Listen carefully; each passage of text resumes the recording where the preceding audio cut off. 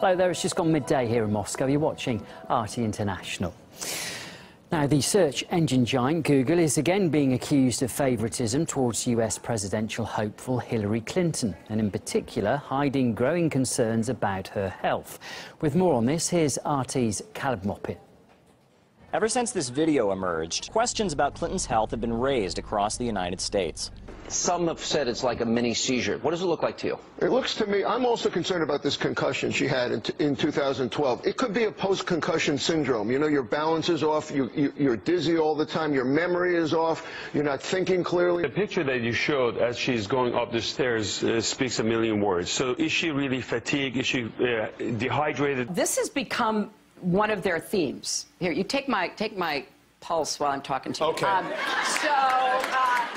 Make sure I'm alive. Oh my God, there's nothing there. There's nothing there. But look what happens when I type Hillary Clinton's health into Google. According to their auto search feature, it's not an issue. Yet look what happens in other search engines.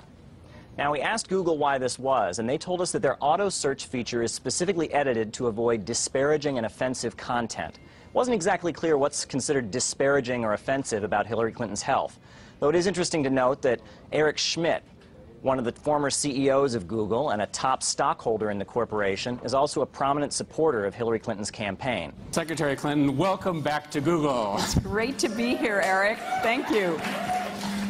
You've grown a little bit since I've been here last. Just a little. Are you talking about my weight? When she was Secretary of State, Hillary Clinton was calling out foreign governments for trying to control cyberspace. They've expunged words, names, and phrases from search engine results. Countries that restrict free access to information risk walling themselves off from the progress of the next century. But even in the land of the free, details continue to emerge showing that the way information is made accessible on the internet is not random, but intentionally manipulated. Whether it's the news curators who decide what gets trending on Facebook, or big corporations hiring teams of people to edit Wikipedia, the internet isn't a free market of ideas where everything gets an equal shot at going viral. This is influencing U.S. elections, influencing who's going to run the country. So I think there has to be a little bit more transparency and people realizing and understanding the power that Google, Twitter, Facebook, all these very powerful online entities have in controlling information flow. They might actually have some political leanings that are making their information flow online biased. If the influential people on the internet are all lining up behind one person and controlling what information we receive, does this mean that democracy has, for the lack of a better term, been hacked? Caleb Moppin, RT, Washington, D.C. Well, talking of hacking, Russia has again been accused of doing just that, this time targeting electoral systems in at least 2 American states, according to US media. However, little evidence is given, with anonymous FBI workers provided as the source, although that hasn't stopped the story gathering pace, and it's even appeared in the fashion magazine Glamour. Well, if you look closely, though, the FBI hasn't officially mentioned Russia and simply warns election officials to be aware of a hacking threat. However, you wouldn't guess that by looking at the headlines. With more, here's our Washington correspondent, carian. The FBI has so far given no information as to who did the hacking. But that didn't stop major U.S. news outlets from coming up with smashing accusations. The Washington Post cites a spokesman for Arizona Secretary of State who said FBI investigators told them in June that Russians were behind the hacking of voter databases. Again, the FBI declined to comment on any of this. The Washington Post notes that and then quickly moves on to bolster the speculation by saying that, quote, the Arizona incident is the latest indication of Russian interest in U.S. elections and party operations.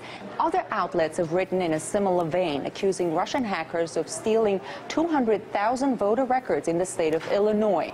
NBC News provides no evidence of Russian involvement at all, but cites an unnamed official who said, quote, this is the closest we've come to tying a recent hack to the Russian government, end quote. Wait a minute. The closest that we've come means you've missed the mark. When you say, this is the closest I've ever been to being correct, you're not correct. This is the closest I've ever come to hitting the target. I didn't hit the target. Let's take a moment and look at what was hacked. From what's reported, those were voter registration databases of 2 states, Arizona and Illinois.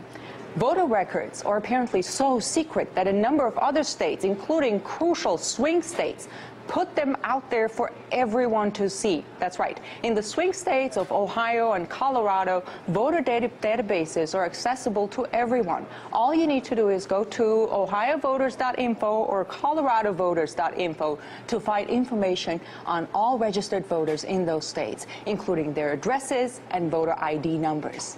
And you don't need to be a Russian hacker to do that. Voter databases are also publicly available in Connecticut, Delaware, Oklahoma, and Rhode Island. Let's just for a moment indulge the theory that Russia is somehow interested in voter databases of Arizona and Illinois. The same outlets that are reporting this theory reported that Russia hacked the computer systems of the Democratic Party, the DNC. The fact is that, and this is something that any political campaign staffer would tell you, the DNC has voter databases of all states and much, much more. They have information about who donated to campaigns, how much, and so on. If you say and believe that Russia hacked the DNC, why would it need to separately hack Arizona's or Illinois' voter database? It would have had it by then.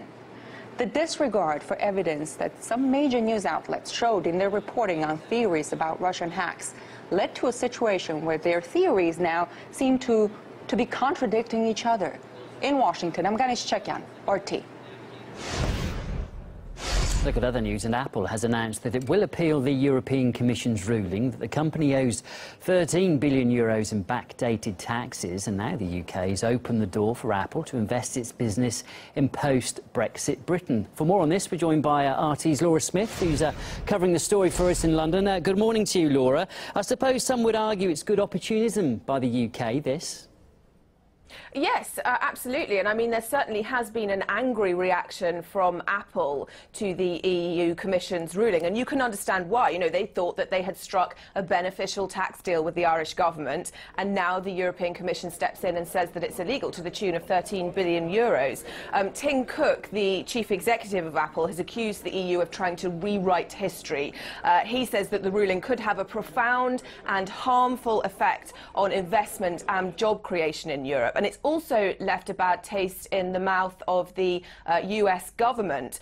The Treasury Department said that the ruling could damage the important spirit of economic partnership between the US and the EU. As you say, though, if not the EU, where, oh, where could Apple go? Britain has not been backwards in coming forwards. Theresa May's spokesperson was asked whether Britain would welcome Apple's investment. And they said that they pointed out that Britain's corporation tax is one of the lowest in the world, trotted out this phrase that they use a lot, Britain is open for business, and said that, that the UK would welcome any company that wanted to invest in it. As for the bones of this ruling, well, the EU Commission looked at this sweetheart tax deal that Apple had agreed with the Irish tax authorities, and they said, they concluded after looking at 3 years of records that it amounts to illegal state aid, illegal under EU law, of course. Corporation tax across the board is 12.5% in Ireland.